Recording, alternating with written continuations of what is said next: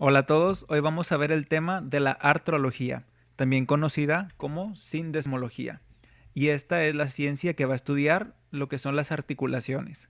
¿Y que viene siendo una articulación? Va a ser el conjunto de formaciones blandas y duras que me van a servir para unir a dos o más huesos. Recordemos que a la articulación también se le conoce como yunturas o coyunturas. Y estas se van a clasificar en tres grupos. Las que son las diartrosis son las móviles, es decir, que presentan movimiento. Tenemos las anfiartrosis, que son semimóviles, presentan poco movimiento. Y las sinartrosis, que son las que no se mueven, es decir, que son inmóviles. A continuación veremos las diartrosis, es decir, las que presentan movimiento. Las diartrosis, se van a clasificar en otras 7. Una mnemotecnia fácil para aprendernos estos nombres es con esta palabra, tecates. La primera, la T, esta va a significar troclear o trocleartrosis. La E significa enartrosis. La C sería condilias. La A sería las artrodias. La T sería trocoides. La E sería la de encaje recíproco. Y la S, por último, serían las semitrocoides. De esta manera tenemos a los 7 grupos de una manera más fácil de aprendérnosla. Lo importante que hay que saber sobre cada una de estas van a ser dos cosas: lo que sería la forma de la articulación y el ejemplo de qué huesos articulan para saber cuál entra en cada una de ellas. Comenzando con las diartrosis, esta vamos a ver la primera, que sería la enartrosis. El ejemplo que nos da es la articulación de la escápula con el húmero, y esta sería la articulación escápulo-humeral. La forma que tiene esta enartrosis sería de forma esferoidal. En el caso de las condilias, el ejemplo que nos da es la articulación temporomandibular, y esta va a tener una forma elipsoidal. La tercera sería la de encaje recíproco o de silla de montar, y el ejemplo que nos da es la articulación de la clavícula con el esternón, y esta se le llama articulación esternoclavicular. Esta va a tener una superficie cóncava y otra convexa. La cuarta sería la troclear o trocleartrosis. Esta va a ser el ejemplo de la articulación del húmero con el hueso cúbito, y se le conoce como articulación húmero-cubital. Esta va a presentar una forma de polea.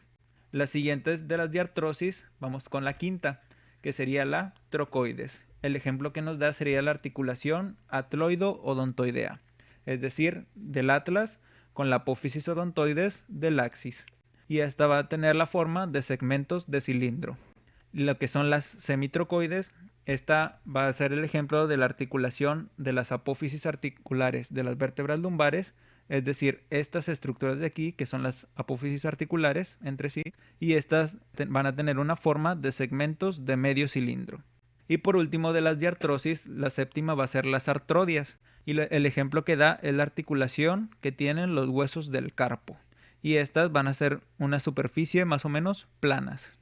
Continuando con las anfiartrosis o sínfisis, estas van a ser las que son semimóviles, es decir, que tienen poco movimiento. Y vamos a tener de ejemplo a lo que son dos solamente: las anfiartrosis verdaderas y las diartroanfiartrosis. Lo que son las anfiartrosis verdaderas, el ejemplo que nos da va a ser las articulaciones de los cuerpos vertebrales entre sí, que van a ser estas de aquí. Estos serían los cuerpos vertebrales. No hay que confundirnos con lo que sería las semitrocoides, que esas serían de las apófisis articulares entre sí. Y por último, de las anfiartrosis tenemos las diartroanfiartrosis o sínfisis, y como el ejemplo que nos da sería la articulación de la sínfisis del pubis. Y por último tenemos a las sinartrosis, que son las que no presentan movimiento, y de estas van a clasificarse en dos: ya sea por las que están unidas por tejido fibroso, que se le conoce como sinfibrosis o suturas, o las que se encuentran unidas por cartílago, que serían las sincondrosis. De la sinfibrosis vamos a tener lo que son estas de aquí, que se subclasifican en dentadas, escamosas, armónicas, esquindilesis y gónfosis. A continuación veremos estas de aquí.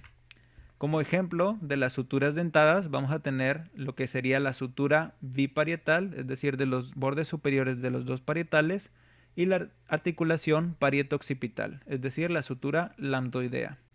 En el caso de las suturas escamosas tenemos como ejemplo la articulación de la escama del temporal con el borde inferior del hueso parietal.